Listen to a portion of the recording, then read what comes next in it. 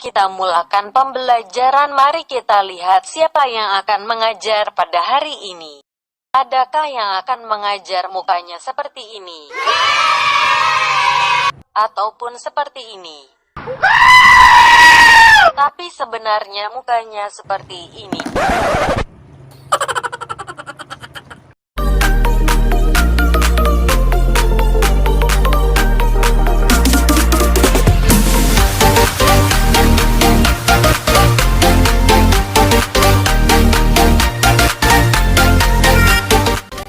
Ya, kalau orang yang lain mengajar formal betul macam berberita, hari ni saya akan mengajar ada semua bla bla bla bla bla. Tapi cara saya berlain sebab kita akan belajar sambil berhibur. Ilmu masuk, ilmu keluar, ilmu masuk balik. Dan kita dapat bergembira. Gitu cara saya. Okey, pada hari ini bukan saya je yang akan mengajar, tetapi saya bawa sahabat saya iaitu GP. Okey, GP silakan bercakap GP. Tak perlu banyak cakap lagi, terus saja ke tajuknya. Okey, jadi hari ini saya akan terangkan kepada anda 3 kenderaan utama yang bergerak di udara menggunakan prinsip berbeza. Yang pertama, belen udara. Belen udara tidak menggunakan enjin tapi menggunakan pembakaran api. Kan ada api tu kan, gitu. Okey. Cara dia berfungsi ialah apabila udara yang dipanaskan keluar, okey. Udara panas. Maksudnya udara tu akan menjadi kurang tumpat. Apabila udara panas kurang tumpat daripada udara biasa, maka dia akan terapung sebab dia kurang tumpat kan. Kan bila kurang tumpat dia terapung gitu kan. Itu. Okey. So macam itulah terbang. Bila dia nak turun pula, tinggal buang saja udara yang panas-panas tu. Jadi kan udara tu kurang panas lah maksudnya. Bila jatuh, maksudnya ketumpatan tu bertambah balik. Okey, sebab udara mungkin ada yang sejuk. Okey, bila tu dia turun balik. Okey. Macam tu je, simple je pergerakan dia. Senang faham kan? Senang faham dah tiba. Seterusnya helikopter dan kapal terbang. Okey, sebelum kita tahu, kita kena tengok dulu apa konsep dia dulu. Okey, bagi konsep helikopter ialah kita boleh nampak ada rotor kecil dekat atas tu. Dekat belakang, kat belakang. Rotor besar atas tu, okey, nampak yang atas ni macam ni. Okey, lepas tu dia ada daya angkat dan berat ataupun daya graviti. Dengan kapal terbang dia lain sikit sebab dia bukan ada rotor tapi dia ada daya tujah ke depan dan daya seretan ke belakang, iaitu rintangan angin. Maksudnya rintangan angin. Okey. Cara pergerakan helikopter. Helikopter ni dapat bergerak bebas ke atas, ke bawah, ke belakang, ke kiri, pusing-pusing, taufan semua. Okey. Sebab dia menggunakan kaedah rotor. Okey, rotor bilah yang berpusing tu, ni, dia akan menghasilkan satu daya ke atas, iaitu satu daya angkat yang menyebabkan helikopter tu boleh terangkat ke atas. Dan rotor kecil ni pula just untuk stabilkan je ni. Sebab tu lah kalau korang lihat, kalau belakang dia rosak sikit je, mulalah helikopter tu berpusing-pusing, hilang kawalan macam bebek kan. Okey, gurau. Okey, macam mana dia boleh ke depan? Mesti korang ingat dia ada daya tujah. Tak ada, dia tak ada daya tujah. Korang tengok helikopter, dia terbang macam mana? Macam mini ke? Ataupun menyerong? Dia menyerong kan? Okey, sebab dia menyerong lah dia boleh ke depan. Sebab daya angkat tu dia ke depan sikit. Macam tu lah. Tengoklah dalam video ni macam ni. Okey, dia macam tu. Gitu. Sambil dia ke atas, dia ke depan sekali. Gitu. Okey, macam tu lah cara helikopter terbang dan ke depan. Dan faham? Kita akan pergi kepada jet engine dan roket. Apakah enjin mereka sama, wahai lelaki budiman? Tak.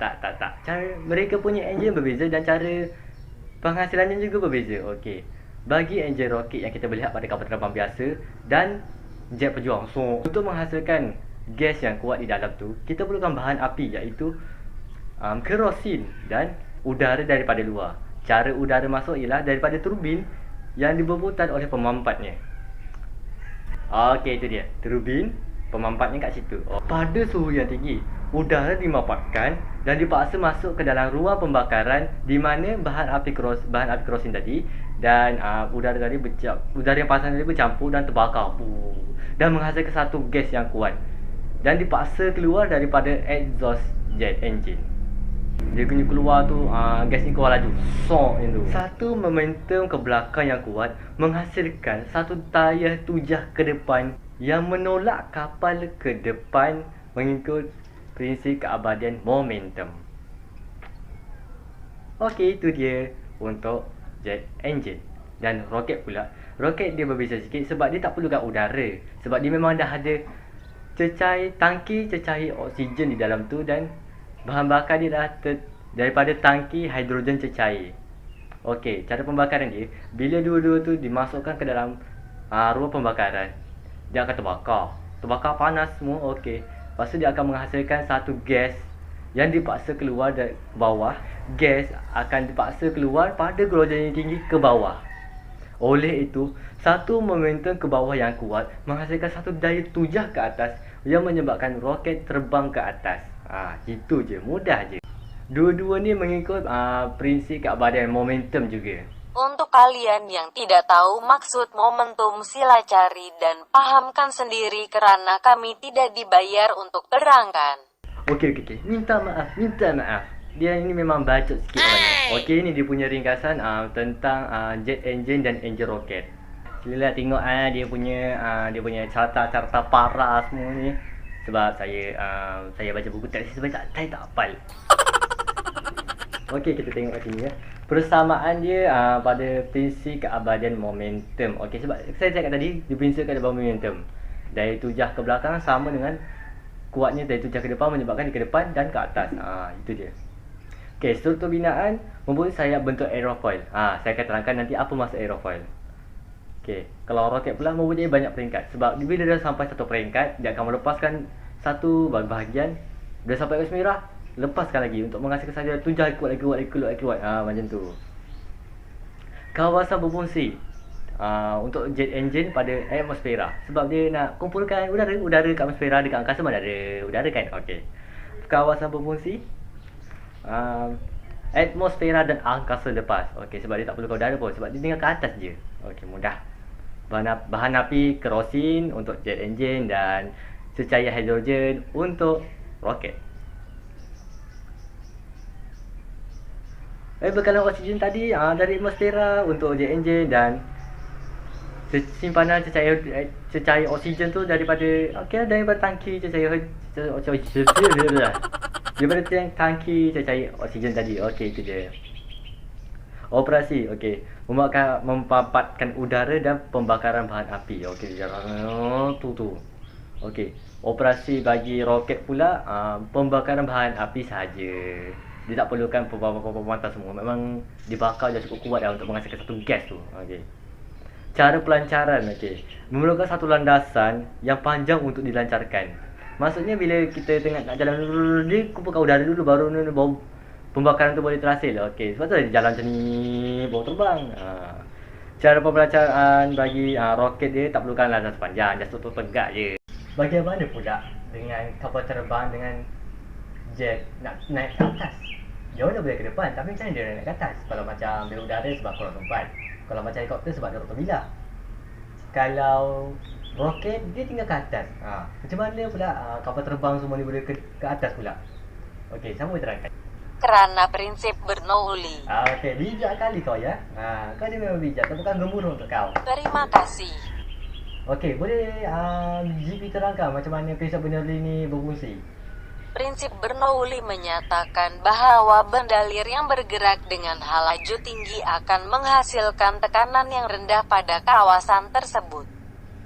Okey, terima kasih GP. Terima kasih. Okey, maksudnya bila benda ni lalu kepada satu laluan yang sempit, dia akan menghasilkan satu pengaliran benda yang tinggi dan menghasilkan tekanan rendah. Apabila dia melalui laluan yang biasa-biasa je, so tekanan dia tinggi gitu. Okey, gitu je. Okey, benda ni misal kita benda yang mengalir, tak kisahlah apa benda, air ke udara ke yang mengalir. Okey, cara kapal terbang.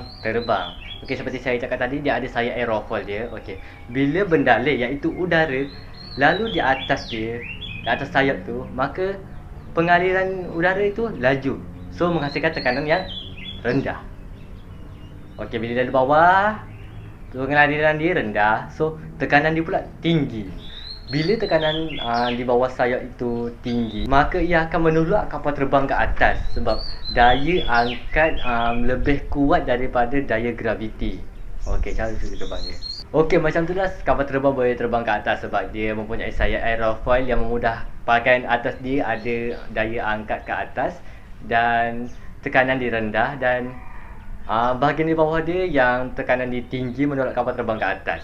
Dan cara ke depan dia sebab ada daya tujah dan daya seretan iaitu geseran udara. Okey, mengikut prinsip keabadian momentum.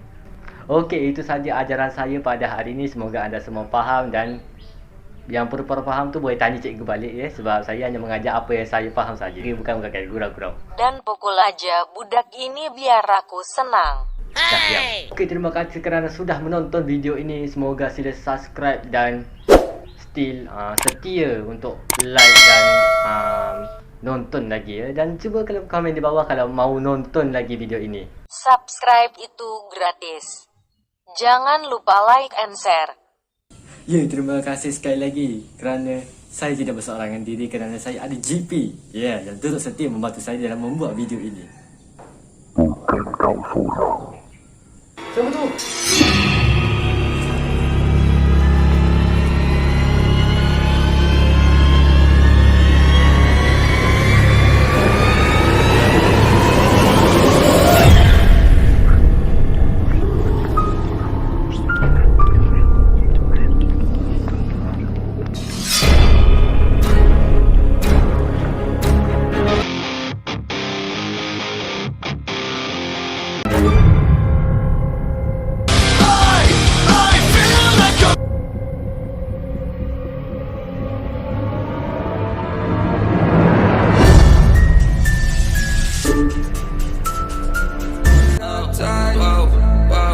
I cannot breathe through toxic skies. You pollute me with your lies. Thought I'd die along with my sense of time, and I'm not alright. Feel trapped in my mind, I can't escape even if I try to. Little too late, too weak and too kind. My heart is on fire and I'm burning alive, so I guess I'm not fine. Still trapped in my mind. The date been in my mind for days. Wish I could get away. You